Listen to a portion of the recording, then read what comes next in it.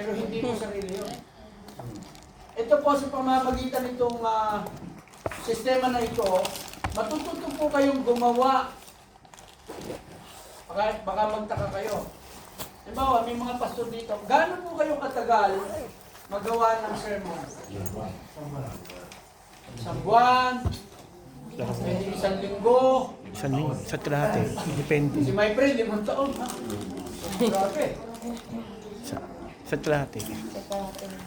Ito pong ituturo ko ay simpleng pamamaraan. Ang tawag namin dito ay UKIT, which means understand, know, interpret, and then teach.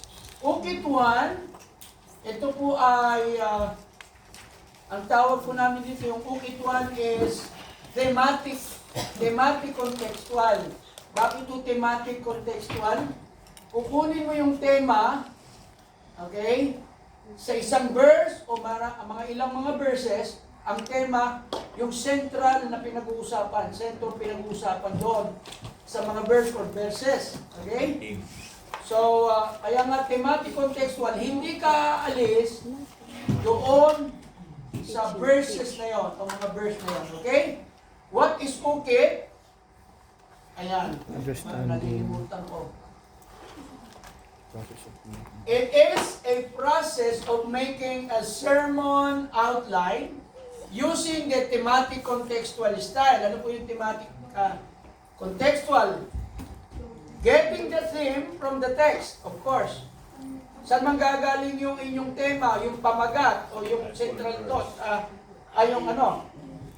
Sa teksto. Ano yung teksto? Yung Word of God na gagamitin nyo po. Okay? Okay? So, getting the theme from the text, or word or phrases that help to explain its meaning. Di ho ba nag-aaral naman tayo what is a sentence, di ba? Ang okay po, gumagamit ng isang salita o lupo ng mga salita na yun ang pwede po natin gawing tema. Di ba? Naalala nyo nung itinuro ng English teacher natin, what is a sentence? A sentence is what? A word or a group of words that expresses a complete thought. Kaya pag sinabi ko kay... Pastora po ba kayo? Apo, Pastora Iris. Pastora, Pastora Iris. naintindihan mo ito sasabihin ko. Stand! Naintindihan niya. That is a sentence. Beto. Okay? So, it is a process of making a sermon outline using the thematic contextual style. Ano yun? Word, getting the theme from the text. Okay? Word or phrases that help to explain its meaning. It uses the inductive and deductive way. Sa Bible school po, tinuturo po yan. Inductive style and deductive. Paliwanag ko natin yon. Ano yung... bakit na paano ko? Okay. Diyan po na lang po, no? Ayun nga po, what is okay? It is an acronym, no? Ayan. Then, ito, ang pabilis Okay. Steps. Punta na tayo sa steps kung paano gawin itong moving outline. Siyempre, you will find the text. You have to pray first. Of course. Ang pastor nagagawa ho ng mensahe, base po yan, una kailangan mong ipanalangin sa Lord. Ano ba yung ipipreach ko? Okay?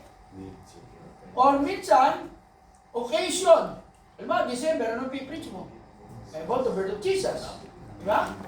Yung may mga okasyon, pwede natin gawin ang sermon yun. Now, una, you will find the text from the Bible. Okay? Pangalawa, find the theme, read the text carefully, and determine if it is inductive. Anong ibig sabihin ng inductive? Yung tema ay makikita at matatagpuan natin na word or group of words ng tema sa itaas ng mga verses na napili natin. Madali lang po yan. Pag sinabing deductive, pataas. Sa taas yung makikita yung tema. Pag inductive po, sa baba. Para lang mong spaghetti yan, pataas, pababa. Doon yung makikita muna yung teksto. Ay, yung tema. Yung tema. Okay? Mamaya, sasampo lang po kayo. Yung tema nito is usually the word or group of words that can be found at the bottom of your text, yung verses po. Or, pag deductive naman, deductive naman, it is found on the top of your text. Okay? Ang pamagat o tema, pag deductive, nasa unang mga salita o grupo ng mga salita sa taas. Pag inductive, sa baba. Tandaan nyo kagad yun. Deductive, saan makikita ang tema? Taas. Taas. Pag inductive, baba. Okay? Nakakaintindihan tayo doon para madalian lang. Kayo naman na yung mahuhusan. Praise the Lord. Step 3, make a thesis. Ano yung thesis yan?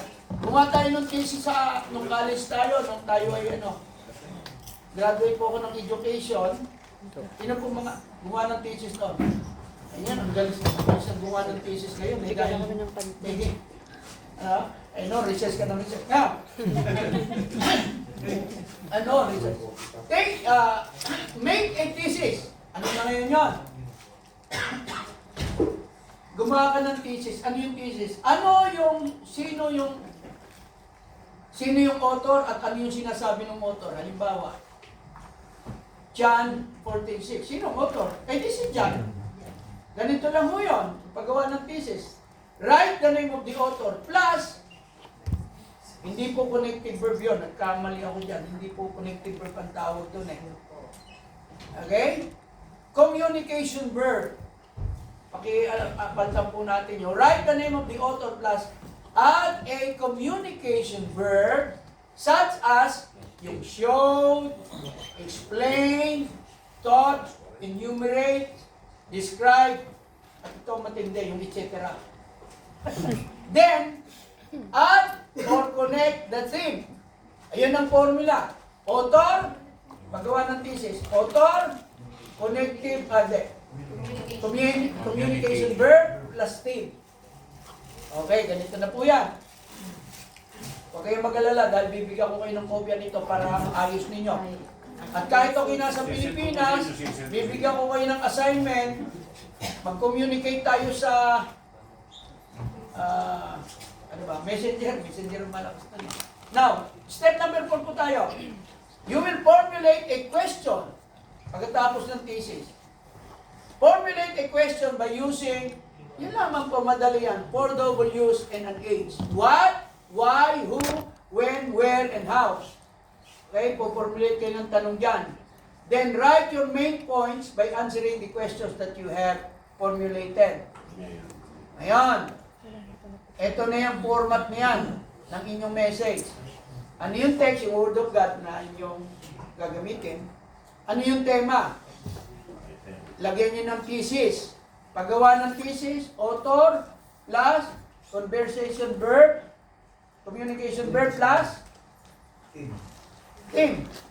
And then, interrogative. Pasok na po kayo dyan. Ito yung outline na simple.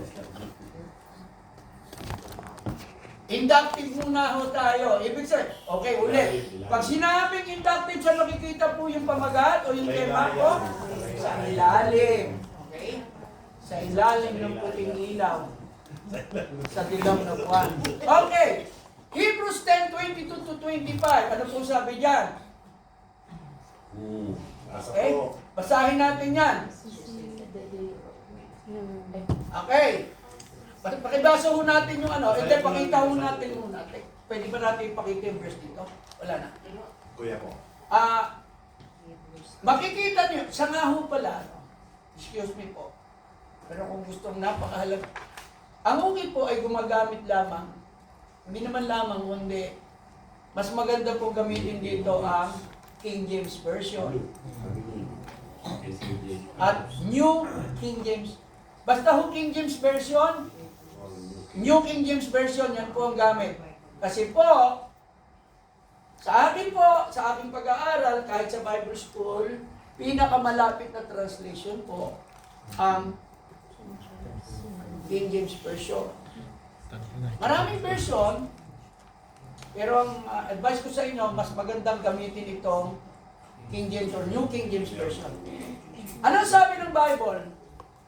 Let us draw near with a true heart in full assurance of faith, having our hearts sprinkled from an evil conscience and our bodies washed with pure water. Verse 23, let us hold fast the profession of our faith without wavering, for He is faithful that promised. Verse 24, tatlong beses na kagad yan, ha? And let us consider one another to provoke unto love and to good works. Verse 25, not forsaking the assembling of ourselves together, as the manner of some is, but exhorting one another, and so much the more as ye see the day approaching. Sabi natin kanina, yung pamagat o tema ay makikita sa ilalim. Sa una, hindi pwede, dahil sa ilalim nga yung tema dapat kunin eh. Ano yung huling mga salita? As you see the day approaching. So, ang magiging pamagat po niyan, ayon. As you see the day approaching. Ang thesis po, remember ang thesis, paggawa, umpisan yan. The writer of Hebrews, kasi po pinagtatalunan pa yan. Nung iba, sino ba sumulat talaga? Si Luke o Pablo. si Paul? Para walang say po tayo, lagyan nyo na lang. The author. The writer of Hebrews showed us the things to be done. Kabit agad yung tema. As you see, the day approaching. Kung tatagalogin natin, mas magaling. Ang sumulat ng Hebreo ay ipinakita ang mga bagay na dapat gawin. Ngayong habang nakikita natin na malapit na ang araw. Anong araw yun? Pertaining to the day of the Lord. Day of the Lord. Malinaw ba? Amen. Interrogative, ito na yung tanong. Ang dali ho niyan. What are the things? Yun na yun ha. What are the things to be done as you see the day approaching? Ano ang mga bagay na dapat gawin ngayong nalalaman mo na malapit na ang pagdating ng araw? Pertaining to the day of the Lord. Now, point number 1, ang madali din po dito, pag gumamit kayo ng King James Version or New King James, huli nyo na agad. Ang umpisa niya puro let. Tingnan nyo, basahin nyo. First point, main point, at ang maganda ho dito, 3-point outline lang ito. Kasi alam niyo po kagandahan ho nito, hindi ko po nila lahat, ano? May mga pastor nag-umpisa sa topic o sa tema na prayer. Magtatapos sa giving. Walang continuity yun. Diba? Kung saan pumupunta, lumiligoy. Excuse me, Tagalog ko. Sumisegue. Hindi ko ho ganon. At napakaganda ho nito, kapag pag nalaman yung technique na ito, purihin ng Diyos, sa isip nyo lang, pag nabasa, makukuha nyo na yan. Now, punta ulit tayo doon. Let us draw near to God. Verse 22, point number 1. Yun ang unang punto mo, main point. Paano ka lalapit sa Diyos? With a true heart, ipapangaral mo na yan. Mga kapatid, kailangan nung lumapit tayo sa Diyos. Ipangaral mo na. Yun ang punto numero 1 mo. Paano tayo lalapit sa Diyos, mga kapatid? Dapat po, tunay ang puso natin. Tapat ang puso natin. Kuha ka na ng verse. Lagyan mo pa kung gusto mo. Lagyan mo ng verse yung with a true heart. Supporting verses. Makukuha naman po niya kung gagamit ko kayo. Isa pa, gumamit kayo ng concordance. Gumamit po kayo ng Bible Dictionary. Makikita niyo po yung mga verse na pertaining to true heart. Lagyan niyo ng verse. In full assurance of faith. Dapat po, kung tayo lalapit sa Diyos, di ba sabi ng Panginoon, we have to have assured faith. In full assurance of faith. Kung lalapit ka din lang sa Panginoon, may lumapit ka ng may tunay na siguradong pananampalataya. Bakit? Lagyan mo ng verse. Gusto ba maging masaya sa iyo ang Panginoon? How can God be joyful to you and happy to you? Hebrews 11:6 says, wala ko dyan, pero nakakita ko. Hebrews 11:6, without faith, it is impossible to please God. Amen? In full assurance of faith. Para maging full ang assurance mo ng faith mo, saan mo kukunin yung faith mo? Faith comes by hearing, and hearing by the word of God. Romans 10:17. Lagyan nyo ng mga verse na gano'n. Okay? body washed with pure water. Oh, Baptism. praise the Lord. It signifies baptism. Now, number 2. Punta na tayo dun sa number 2. Let us hold fast in the profession of our faith. Oh, ang ganda niya. Paano tayo pangahawakan ang profession of our faith? Number 1, letter A, without wavering. Diba? Sa James, dapat hindi tayo nag-aalilangan. Ang nag-aalilangan ay katulad ng isang alon. Diba? Nalagyan niyo ng mga verse yan. Ang susi ho dyan, kung ano yung word, ano ba, narinig niyo, wavering. Tingnan niyo yung mga verses ng ito. And then, pinakamaganda ho nito, gawa kayo ng vivid illustrations or examples. Napakaganda ho ng message na. No? Diba, tungkol sa pag-aalinlangan, gawa ho kayo ng ano? Ng illustration doon, o some example. So, without wavering. Kita ninyo, nung nag-waver si Peter, nakalakad naman siya. Ayan lang, nag-alinlangan siya. Nung makita yung alon, lumubog siya. Kasi nag-alinlangan. O, pipreach nyo yan. No? At ang maganda ho nito, kaya niyong pahabain, paikliin ng preaching. Sa amin po mga teacher, it seems like para po ito ang tawag ko dito, parang yung lesson. At sino mga teacher mo dito? Wala.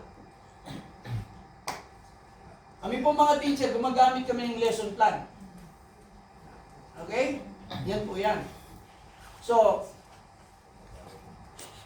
letter B, let us hold fast to the profession of our faith. He is faithful because He is faithful who promised. Who promised that? Jesus. Kapag sinabi ng Diyos, nangako ang Diyos, ginagawa niya. Sapagkat sabi ng Isaiah 55:11, tinitingnan ko ang aking salita upang isagawa. Okay. He is faithful who promised. Ang Diyos hindi magsisinungaling. Amen? Hallelujah. So, gawa kayo ng illustration doon about the faithfulness of God sa kanyang mga pangako. Pag sinabi niya, pagagalingin ka niya. Yun, hawakan natin. Kasi siyang nangako, Diyos, hindi tao. Ang tao pag nangako, napapako. Pero ang Diyos, hindi. Number 3 na puntos, let us consider one another. Apat po nga pala, sorry. 4 na puntos na. Let us consider one another. Bilang pamilya ng Diyos, bilang magkakapatid, let us consider one another. Na ano? Paano natin? Consider one another. To provoke and to love. Amen? O, maiiano din yan. Ang love dapat nakikita sa mga kapatiran. Hindi nag-iinggitan, hindi ano. What is, yan yung love? First, John 13. Provoke and to love. Nagmamahalan dapat tayo. Dahil iisa ho tayo, amen? Hindi dapat nag-aawayan. Hindi dapat nag-iinggitan. O, ipipreach na ho yan. To provoke and to good works. O, yan. Diba? Sinabi ng Bible, inihanda na ng Diyos yung mga good works natin bago pa tayo isilang. At ipaliwanag nyo, hindi tayo naliligtas sa good works. Ligtas na tayo, kaya tayo gumagawa ng mabuti. Hindi tayo naliligtas sa paggawa ng mabuti. O hindi tayo gagawa ng mabuti para maligtas tayo. Okay? Meron ka ng 4-point outline. Anong point number 4? Let us not forsake our assembling together. Huwag natin pabayaan ang ating pagkakatipon. Ginagawa katulad ng iba. Kasi yung iba, nung panahon ni Paul, may mga hindi umaaten. Same with us today. O, ba't hindi ka umaten? Ay, kasi, pastor, may trabaho ako. Okay lang. Trabaho naman. Pero yung trabaho mo, gawin mo para kay Jesus. Inialay mo kay Jesus. Sumasama ka rin. Pero yung, ba't ka nawala? Ba't hindi ka nag-attend? Kasi pastor, sale po sa SM, 50%. Wow! Inverse lang. Inuna mo yun. Verse 4. Ha? Yun yung ano ko. Yun Yung manner mo pagsamba sa Pero Diyos. ang pinaka- Inuuna mo ba siya? O nagpipinsa ako? Verse 1 to 9. Letter B, exhorting one another. What do you mean by the word exhort? Yun yung pinaka-main ko. Encourage one another. Dapat ang iglesia, nag-i-encourage sa bawat isa. Amen? Pero ang pinaka... I-preach mo na yan. And then, the day is Verse 4. near approaching. Sabihin nyo, naniniwala ho ba kayo na ay, malapit na dumating ang Panginoon? Yung mga apostol noon, mga mananampalataya noon, noon pa nila sinasabi, matagal na, pero mas malapit ho tayo sa pagdating ng Panginoon. O, ipipreach mo na yan. The day is near. Approaching. Okay?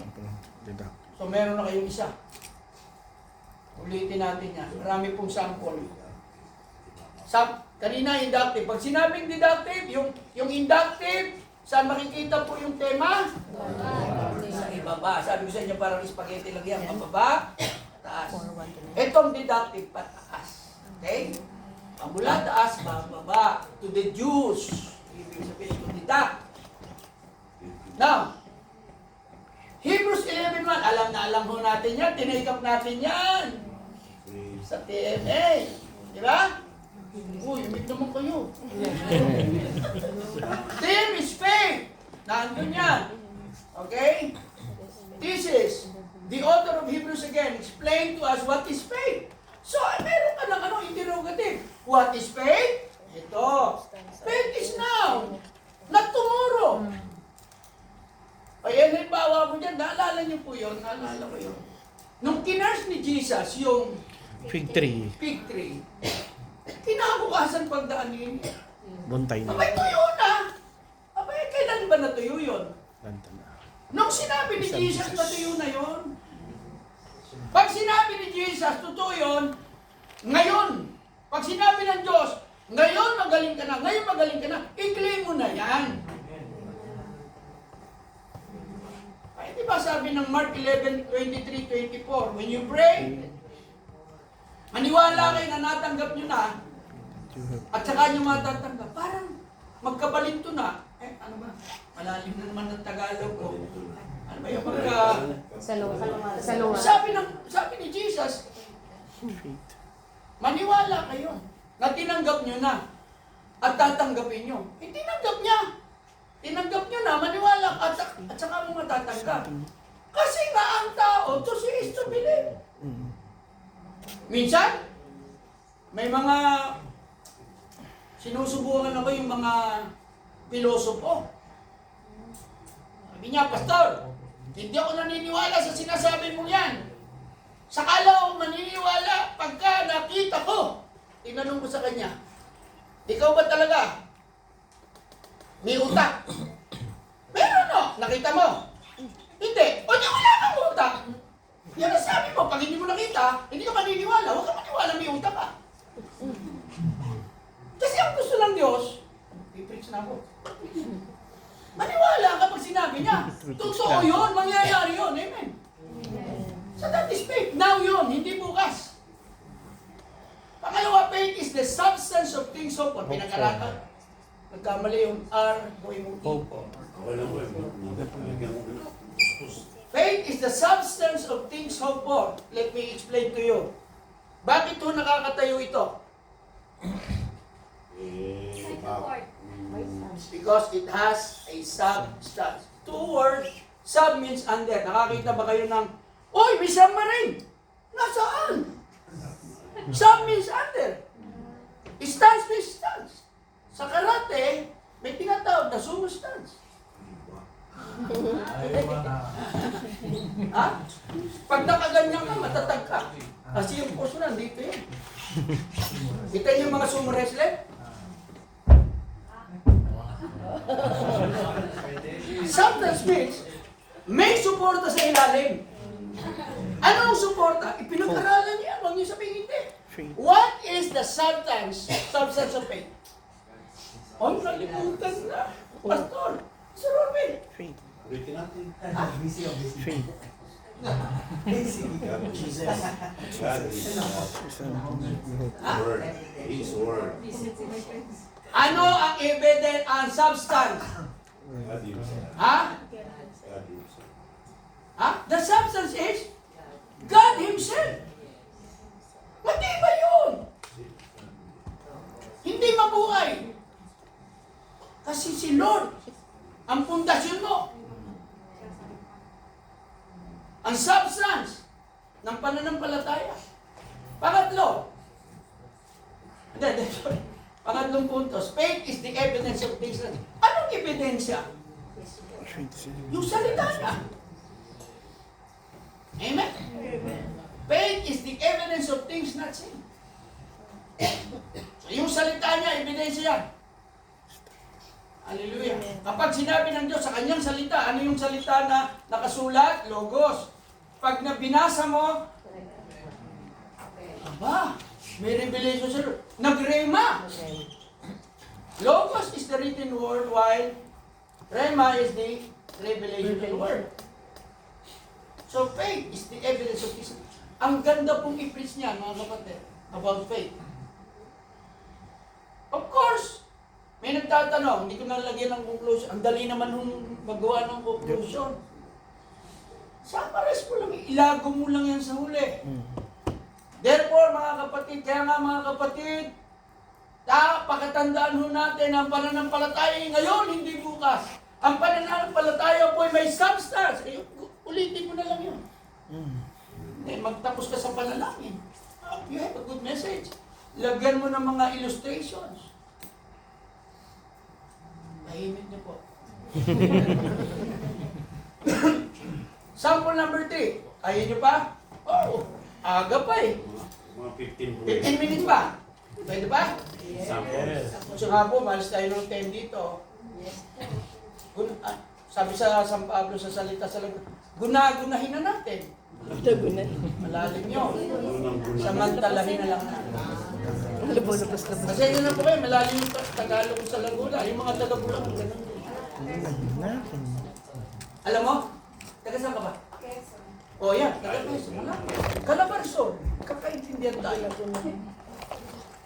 Eto, maganda to. Romans 12:1 ito, medyo sa ulado ko po yan. Sabi ni Paul dyan, I urge you, brethren, by the mercies of God, that you present your bodies holy and acceptable unto God. Holy, pleasing and acceptable unto God, which is your reasonable worship or act of worship. Verse 2, do not be conformed to this world, but be ye transformed by the renewing of your mind, so that you will know the perfect will of God. Again, ano yan? Deductive, inductive. Kita nyo na eh.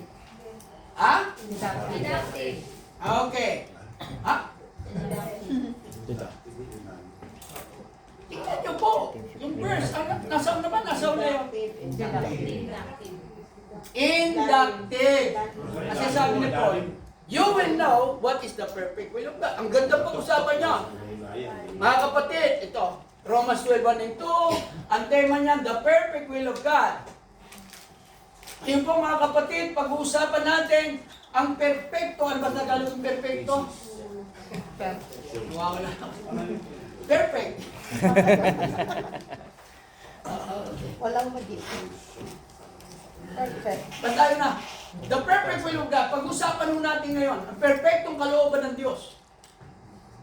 Ang sumulat ho nito si Apostol Pablo, ipinakita po sa atin kung ano ang perfectong kalooban ng Diyos. Gusto niyo bang malaman ano ba ang perfectong kalooban ng Diyos? Opo. Amen. Naniniwala ho ba kayo na salita ng Diyos? Perfect. Walang Amen. walang kulang, walang Amen. Walang walang lapis, walang kulang. Amen. Oh. Kasi po, yung will ng Lord, yun ang salita niya. Kapag sinalita ng Lord, yun ang will niya. Alam nga magsalita si Lord na hindi yun ang kalooban niya. Amen. Now, ano yung tanong? What is the perfect will of God? Ang ganda, oh. Alam nyo, kahit mga Bible scholar ang makita yan, na po, sasabihin na, oh, ang ganda nito. Tayo ba'y umaalis doon? Hindi. Mapapansin ninyo na doon lang sa verse na yun, doon tayo kumukuha. Naintindihan niyo po? Kaya ang ganda ho nito. Now, point number 1.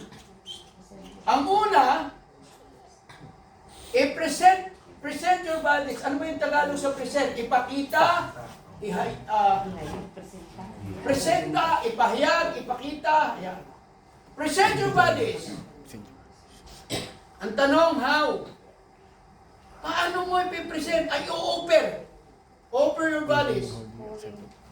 Magkukwento ka na yan.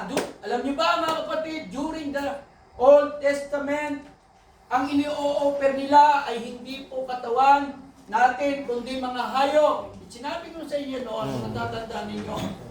Pamula sa bahay mo, ang sabi ng Panginoon, dapat magdadala ka ng handog, hayop. Pag mayaman ka, baka. Pagka middle class ka, tupa. Pagka mahirap ka, turtle doves. Ang dami ritong mga ligaw na turtle doves.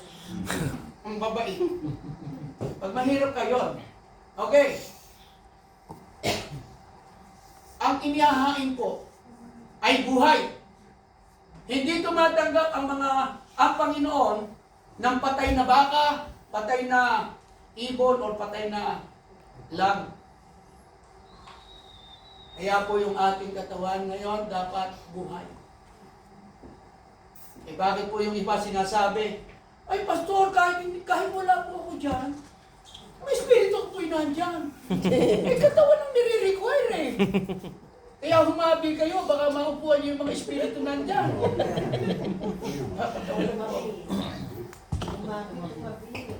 Living, buhay. Amen? Ikaw ba'y buhay? Ano bang requirement pag magpipresent ka ng offering mo? Banal. Banal! Sabi ni Lord, 1 Peter 1:16, be ye holy, for I am holy. I-explain mo ba yung holiness? Maganda rin po yung lalagay nyo ng tawag din, Yung word study. What do you mean by the original word? Ano yung original word ng holy? It means hagios or hagiasmos, which means separated. Separated from You have been separated. Be ye holy, for I am holy, sabi ni Lord. Be ye separated from darkness. Be separated sa mga taong walang Diyos. Amen? Banal ho tayo. Ano ba yung banal? Ako, magpipicture naman ako dito. Ang banal ho ba yung hindi makabaling hopya na talagang pagpunta sa lumuluhod, lumalakad ng paluhod, naghahandog ng kandila. Napansin niyo ba naman? Kaya alam mo sa Kristo ako. Merong shell sa pagbungad ng pinto. Sa simbahan naming malaki doon, na Katoliko, may shell. Lalagyan doon ng banal na tubig. Holy water. Eh noon yun, pagpasok mo naman, wala naman yung tubig. At saka wala sinasabing gano'n. Yung ba ang kabanalan? At minsan, ina-incorporate natin ang kabanalan ng kabagalan. Ay, mabagal magsalita tayo. Parang si Kuya Cesar. Ay, merong komentarista sa radyo, si Kuya Cesar, kung masalita yun ang bakal. Mga kapatid, umulan sa ala ng pera, huwag lamang Maria.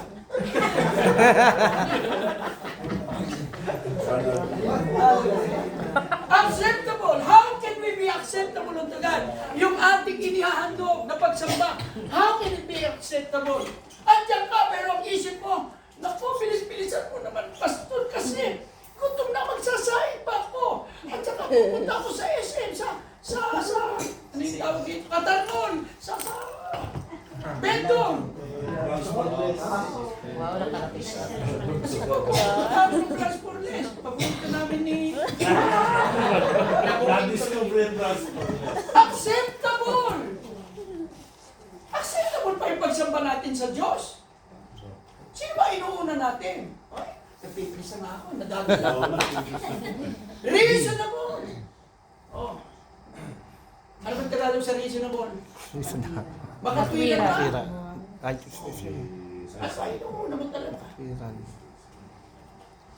Nasa verse, nasa ano lang po yan, point number 1. Kaya po, 30 minutes, malaman. With, complete, concise. Ha? Tawag dito, malaman. Okay, gawa mo ng illustration yun, or example.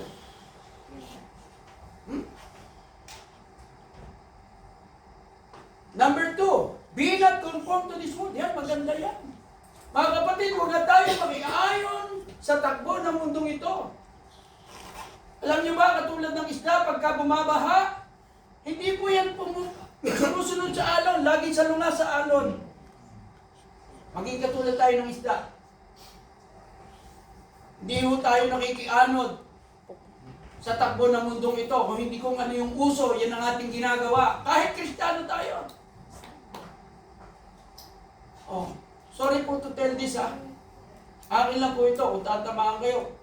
Pasensya na. Nag-attend po ako ng Hillsong sa Australia. Ako po inaanyayahan doon. Eh, mantakin mo naman yung pastor. Tumayo, naka-t-shirt. Gilay-gilay to. Sabi ko, ano kaya ito? Halimbawa ko, si Bishop. Bishop Levy, tumayo dito. Ang buhok niya ay naka-t-shirt lang. Tapos yung maong niya, Gulagulan ay hindi lang yun. Puro tato. Si ano? Paano yun? Ang hirap i-reconcile sa isip mo. Halimbawa ako po, Bishop. Pasensya na po kayo, ha? Nakahikaw. Nakahikaw din. Kasi uso. Kasi pwede. Para tayo. Alam niyo ba ibig sabihin ng hikaw? Alipin po yan. Tingnan niyo sa Old Testament. Ay, nagpipreach na ako. Pasensya na po kayo. Dadala ko ng emosyon ko. Mga Holy Spirit dito. Do not follow the system of this world. Eh, paano yung pastor? Sabi ng Panginoon, Tulad ko. Ha? To this world. do not follow the system of the world. Bakit? Ang sistema ng mundong ito, bulok. Diba? Sample, sabi ni Lord, pagka binato ka ng bato, batuhin mo ng tinapay. Huwag kasama garapon, siyempre. Dito sa mundong ito, pag inapik, apihin mo rin. Pag sinutukan, sampukin mo rin. Baliktad sa Diyos. Yung sistema ng mundong ito. Sino hinahangaan? Yung mga senador, yung mga nasa gobyerno, nabulok naman ng buhay. Pero tayo mga Kristiyano, hindi nila magustuhan. Bakit? Kasi wala mga Kristo sila sa puso. Kaya nagpipilsa naman ako. Letter B. Love that the world. Do not conform to this world. Bakit? Love not the world. Minsan, tinanong ako ng isang tanong dyan, matindi po itong tanong na to. Ang hindi ka marunong magpaliwanag, yari ka. O, pastor, sagutin mo to. Magkalaban yung sinasalita ng Biblia eh. Bakit sabi sa John 3:16? For God so loved the world. Pagkatapos dyan sa sinasabi mo, love not the world. Sige, paliwanag niyo po. Contradicting, di ba? Pero pag hindi po kayo marunong, ang word po, ang ibig sabihin, kaya magandang pag-aralan po yung word study. Word. You will get the etymology of the Yung word. mga sin- Sa, di po ba, do not follow, love not the word. Yung word po dyan, sa 1 John 2:15, Sinful ways. love not the world, yung system niya. Sinful ways. The system of the world. Sinful ways. Okay? Samantalang sa John 3:16, tao po yun, yung word is pertaining to people. Those who are saying, Kaya nga dito, sinasabi po, huwag mong ibigin ang alin, ang sistema ng sanlibutan. Sa John 3:16, for God so loved the world. Taka po yun. Amen? saying, Hallelujah.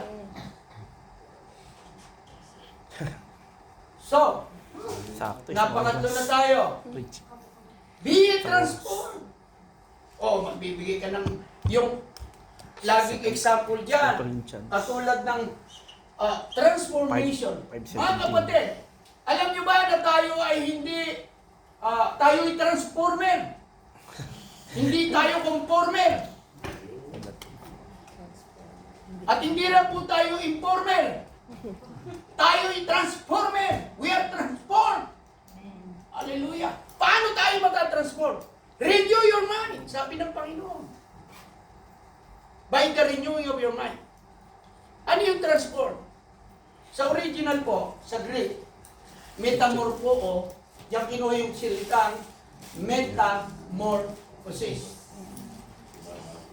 Yung pagbabago. The generation. Yung caterpillar. Yes. Diba? Ang tagal niya dun sa kukon. Isang uod na matagal dun sa kukon. Okay? May proseso po yan. Kung ilang araw, linggo po yan sa kukon. And then suddenly po, mabibreak yung kukon, lalabas yan, magandang paru-paro. Yun ang transformation. At ang transformation, ikaw, kung tinanggap mo si Kristo, ang buhay mo. Noong hindi pa nakakilala, basok yun. Hindi pinag-aralan natin kanina. Yung hindi ka pa nakakakilala, ano yung buhay mo? Yun. Before conversion. Pero ngayon po ako itinransform ng Panginoon. Binago na po ako. Lahat ng taong na kay Kristo ay bago ng nilalang. I-verse tayo dyan. Ano tayo babagoy? Renew your mind. Alam mo, dapat kung kay Kristo ka, iba na yung utak mo. Ang hinahanap natin ay mga bagay, hindi lamang ng mundong ito, kundi makalangit na mga bagay. Yan po yung mga na-renew yung mind. Makalang. Na-transform, na-renew. Okay? Pangalawang sub-point, by proving what is good. Yun ang mga taong na-transform. Okay? Inuprove natin what is good sa pamamagitan ng buhay natin. Alam niyo, minsan po, ang mga tao hindi na naniniwala ngayon sa mga sinasabi. Tinitingnan na lang nila kung ano ang pagbabago sa iyo. Kasi maraming Kristiyano, puro ngawa, kulang sa gawa. Puro bunganga, wala namang bunganga. Walang bunga.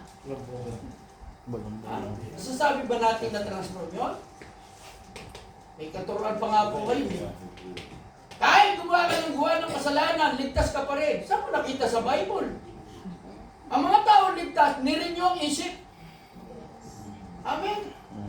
By proving what is good. Pangatlo, by proving what is acceptable. Ano ba talaga po ang karapat-dapat sa ating pagsamba sa Panginoon? O marami kang magiging example yan.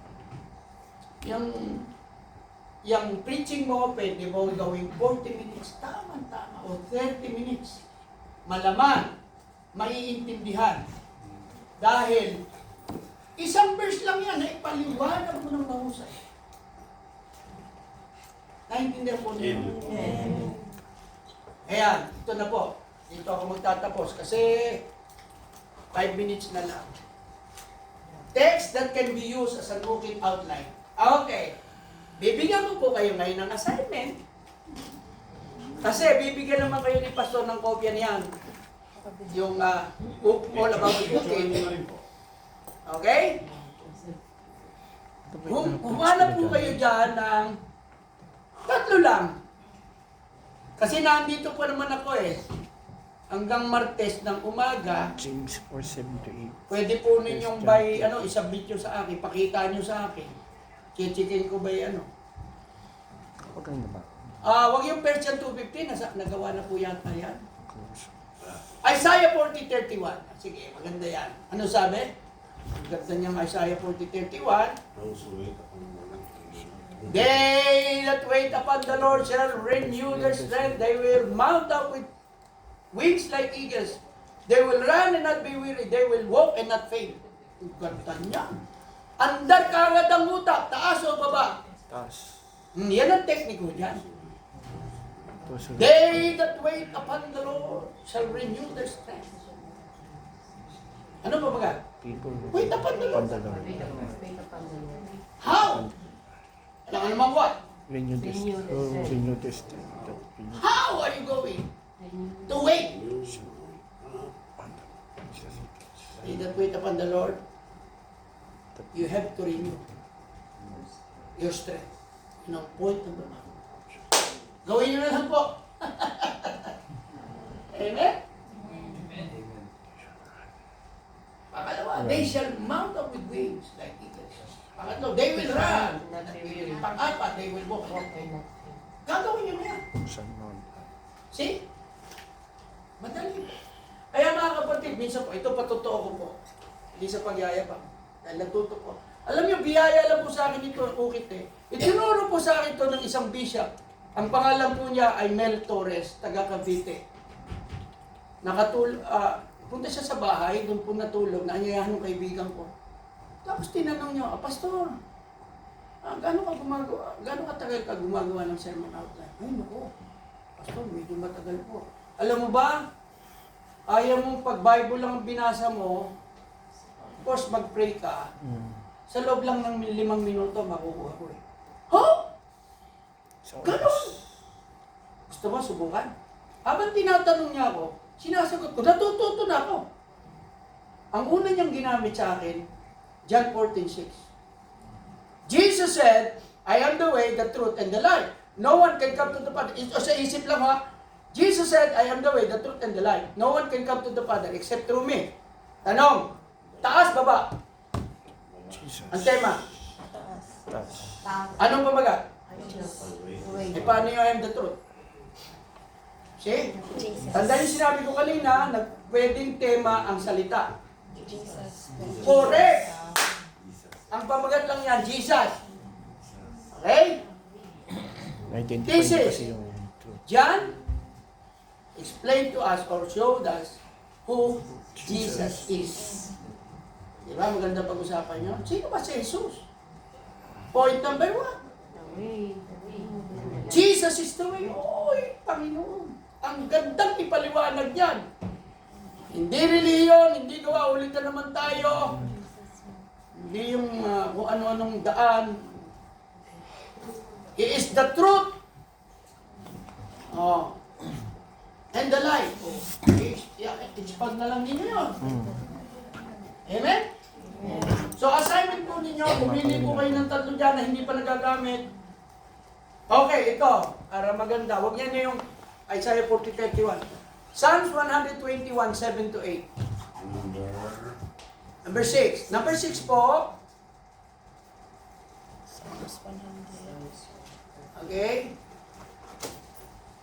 Puro Psalms ha. Lagyan natin ng New Testament.